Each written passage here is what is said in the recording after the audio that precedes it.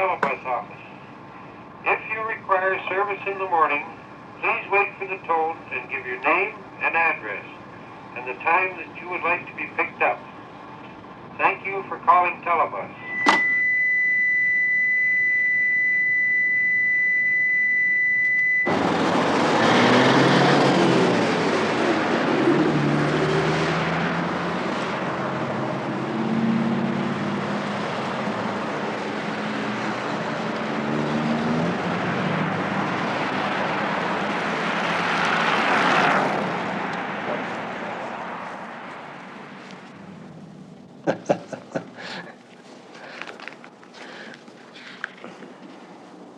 Carl Gunther feels that the revolution is coming in urban transportation, that the public will demand the new services such as Dial-A-Bus and Telebus in Canada, that we should get involved in the urban revolution and become a part of it. Otherwise, we're either going to be looking for a job or we're going to be rolled right over by the wave of public demand for better transit services. We were getting involved in the revolution here in Regina, partly to perhaps save our own necks, but also to play a part in the changes that are coming. Telebus system is based on the design of a product to meet an unsatisfied need. This need that is presently being unsatisfied by conventional transit systems is for a service that is midway between taxi and transit. 4619 Argyle, Artie. 4619. You simply call the Telebus number, the dispatcher radios your request to the Telebus driver, and he adjusts his route to go by your doorstep. And the fare for this service is 35 cents for adults. Anything for 51? Morning. 47. You're clear 51 for now. Conventional transit systems have never been able to efficiently serve low-density areas. The fixed-route buses are simply too unpopular, resulting in a very large subsidy or deficit. Morning, sir. Morning. Transfer? Thank you. Morning. Hi.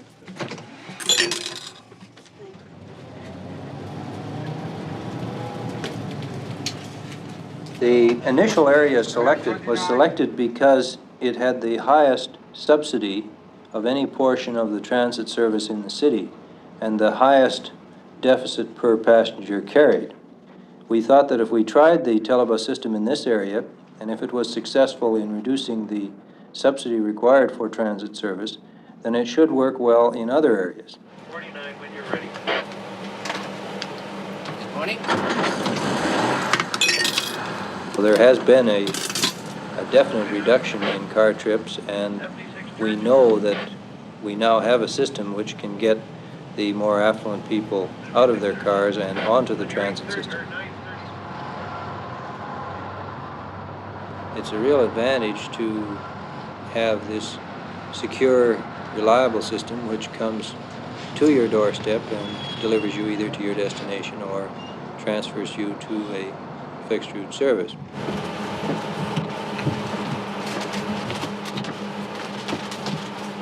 When the Telebus system began in September 1971, we predicted that we would probably get about 500 passengers per day from the initial service area, which was approximately 2.5 square miles and contained about 18,000 people. Much to our surprise, the demand was about 2.5 times our estimates, and we found that last winter in 1971-72, we were carrying an average of about 1,200 to 1,400 passengers per day. 16, fair. 45, 45. Straight. 45, 45. 4506 Montague. 4506. Good afternoon, Telebus. 51, no show. 21 45, Martin. 25. Yes, he's just into the terminal now. So Oh, okay, yes, somewhere around there. fine. Thank you. Bye. Good afternoon, Telebus. Yeah, around about 5 o'clock. Yep. Okay, thank you. Bye.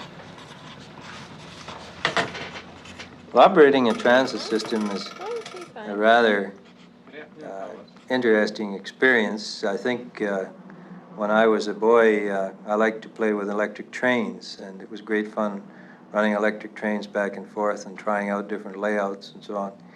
And I never dreamed that I'd have a full-size system to play with. 17. 17. You call it the Parliament Centre on your way in, please. Bedford. Yes, 15. 14 Marsh. 14 Marsh for the 1430. And 2920 Grant. Here we go.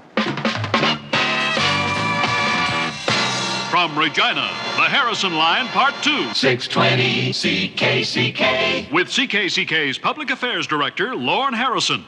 And this afternoon, we're going to pick up where we left off this morning. We'll try to get specific questions or problems straightened out for you with respect to the transit system. But in addition to that, this afternoon, we'd just be interested in a kind of random sampling of opinion on the question of Telebus. Do you like it, or do you have doubts? 1900, go ahead, please. You know, Yes, ma'am. Mr. Atkinson, Yes? thank you for a most peaceful weekend. It's I- been lovely out here with no buses. I live in the corner of Parker and Hillsdale. Right, I recognize the caller. That was a bit of a jab. Well, it's true. I mean, 5 to 6 buses sitting out in front of your place doesn't add much to your property, believe me. Well, we've made a temporary arrangement to transfer passengers at one location, which is still in a residential area. But the future plans are to move the transfer terminal into a right-of-way of a main arterial street serving a fairly high-density development. We know it's not a good situation, and we're going to move out of that area just as fast as we can. We'll move along, ma'am. Thank you. Right. 2949. I'd like to say that I'm very, very pleased with the Telebus service in Whitmore Park. And it's really a godsend because I have a little girl going to kindergarten this year, and it really is just marvelous, and I'm very, very pleased. I'd just like to say that. Well, I'm sure Mr. Atkinson is happy to hear you say it. Very good. We like to look after the little ones. We've got 2 or 3 in age 4 and 5, so on, using the system by themselves, and we're happy that it's safe for them to do so. Come on, down another step, Dave. Come on. There's your driver, okay? Oh, you go this way. Right down here.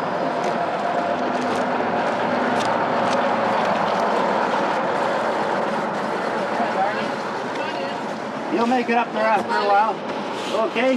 Yeah. The city has always subsidized transit service in Regina and feels that the subsidy of 35 cents per passenger on Telebus, good value for the social benefits obtained of greater mobility for senior citizens, as well as making the whole area more accessible.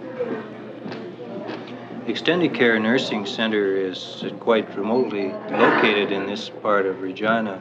Mrs. Jarvis, I'm sure as administrator of the center, you must have been concerned about transportation for your staff and also for the visitors to this area. People who were concerned about the transportation because we were a few blocks off the regular route on the existing transportation system. Do you think it's easier to recruit staff now for the center with the new service? Oh, I have no doubt. Have there been any particular problems associated with having the buses come in here? I know you get some characters come visiting sometimes. Well, I think the other, maybe one disadvantage that may be that because of the type of residents that we have and some of the older people who do become forgetful, that they may get out of our front door and step right on Telebus. Mm-hmm. We've had some children escape from home without their parents' knowledge when they weren't supposed to leave the house. So. Well, there's a gentleman there. I thought for a while that the only users of Telebus were females. Well, they're about 3 to 1, but we have quite a few men on the system, too. 8818, go ahead. Yes, Mr. Atkinson. Yes. I'd just like to know what the financial position of the transit system is right at the moment. The whole financial situation, and then the separate breakdown on the telebus. Yes, well, it costs about $2.25 million to operate the transit system. About $1.5 million comes from farebox revenues and advertising revenues and a few miscellaneous bits and pieces that we get from the Canada Post Office and the Police Commission and so on. And the other $750,000 is a direct subsidy by the taxpayers out of general funds of the city. Is the telebus paying for itself? Now, the telebus system is also heavily subsidized. Before telebus, the area was being subsidized by approximately $180,000. That was the proportion of the deficit for the south area of the city. I see. And that has been reduced down to about $134,000 now. Yes, so I live in the south area, and we've been very pleased with the telebus out here. It's excellent service. Almost $50,000 saving there. Yes, right. That's very good. Right. We have to take a break here, Wally, so that we can declare a little bit of profit, so that we can pay our property taxes, so that we can subsidize the transit system. Back in a minute. The telebus system is definitely more costly to operate than a conventional fixed route service. First of all, you have the extra labor required for the dispatch center, and secondly, the additional manpower required to operate the small vehicles makes it a labor-intensive system. But the answer to that question is simply that when you look on the revenue side, the revenues generated by this type of service are, first of all, not only higher than a conventional system on a per passenger basis, but also the total revenue generated is much greater. Morning, sir. How are you? How long are you going to be for? I'll be there in about 2 shakes of a dog's hind leg. I'm Wally Atkinson from the transit system. Just like to Marion ask you. Thomas. This is my mother from Edmonton, by the way. Oh, from Edmonton. Yeah. So we'd like to get your reaction on the doorstep telebus service. Oh, I think it's wonderful. I really do. It's fast service. Just phone and they're right there. In fact, sometime they're too there quick. When you're ready. Do you find it fairly slow to go from No, one to the it's other? really fast. It works out all right for you. Yeah, it's really convenient. We've had some people say that it takes too long to get from one telebus to another telebus. No, I don't think so. It seems to work all right for now. Really good, yeah. How about the extra fare? Would you rather it was a little cheaper? Well, I'd rather spend an extra time than walk. How do you like the drive? Fantastic. Must get pretty cozy in here in the winter with a car full of warm bodies, eh? Well, I look at it this way. When we get a load on us, tell them it's a cuddly bus then.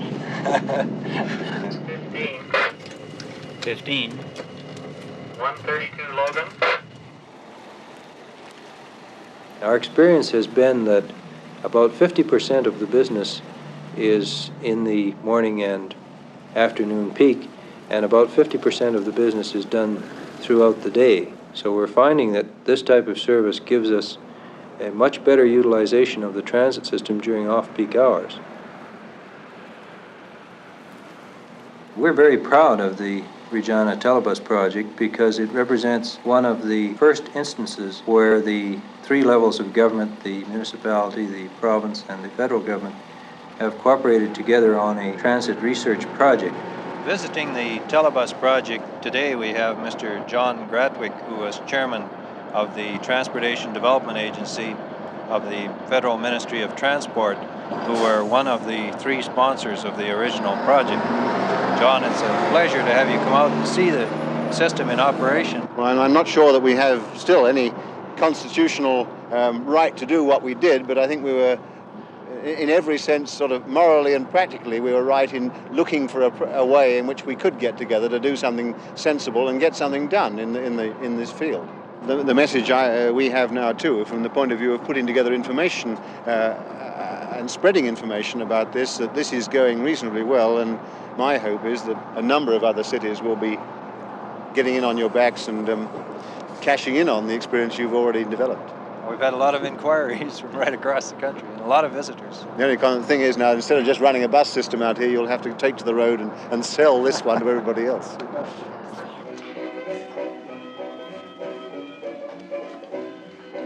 Riding in the bus, Miss Mary Jane, Miss Mary Jane, Miss Mary Jane. Riding in the bus, Miss Mary Jane, on the way to school. Who'll ride with me? Who'll ride with me? Who'll ride with me, my darling? Who'll ride with me? Get out of the way when the horn beep beeps, the horn beep beeps, the horn beep beeps. Get out of the way when the horn beep beeps on the way to school. Bouncing up and down on the telebus, the telebus, the telebus. Bouncing up and down on the telebus on the way to school.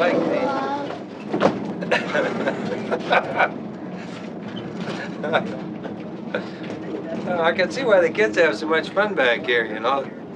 But we put rebound springs on the bus so that it wouldn't bounce quite so high. It was actually bouncing a good foot in the air. It just about went on the floor. Oh, what fun to ride the telebus. 2834 Lakeview. 2834 Lakeview. You've got it now, have you? That's all the time we have for the show this afternoon. I haven't been keeping a tally here, but it would seem to indicate to me, Wally, that you've got more compliments than complaints about Telebus. The personal kind of service that it appears to be, some will refer to it as being fast and efficient. Others, of course, are concerned about the residential transfer points and the business of waiting time. For some, it's a long time. And there's some concern about the loss of regular routes. But in general, it would appear that you've got more supporters than you have knockers.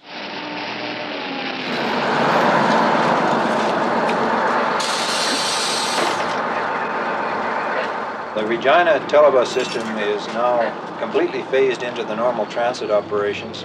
The experimental portion of the system is completed, and the reports are being published, and is just part of the normal transit service now. And everything seems to be working in Regina, or in this section of it. Now what happens next? Where do you go from here? Well, we have a number of small buses on order. Once they come in, we will put them in this area, and we will trade off some of the larger buses which you see operating out there today. And then we'll move some of the larger buses up to the northwest part of the city, and we'll begin off-peak shopping services to residents in an area of about 3 square miles in the northwest part. And we'll begin to overrun some of the fixed routes in that area, and as people get used to the service, we'll begin reducing the fixed route services and increasing the telebus services until we have the area pretty well switched over. Thank you, Chairman Wally. Now do your song now? Do my little dance. Everything's running beautifully today. We're right on time. He's still rolling away.